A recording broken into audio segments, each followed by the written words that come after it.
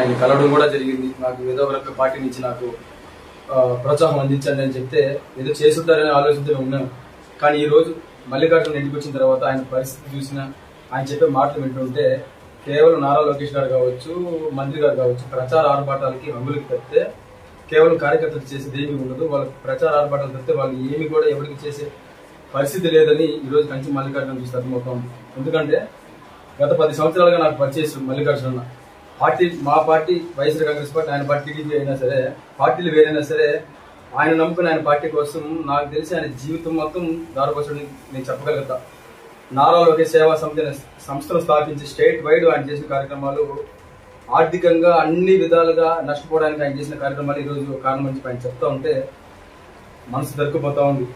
ఈరోజు ఆయనకు ఒక కాలు తీసేసి కనీసం నాకు ఎటువంటి ప్రోత్సాహం నాకు పార్టీ నుంచి అందడం లేదు, కనీసం నాకు పెన్షన్ ఇప్పించండి అని చెప్పి మొరపెట్టుకుంటుంటే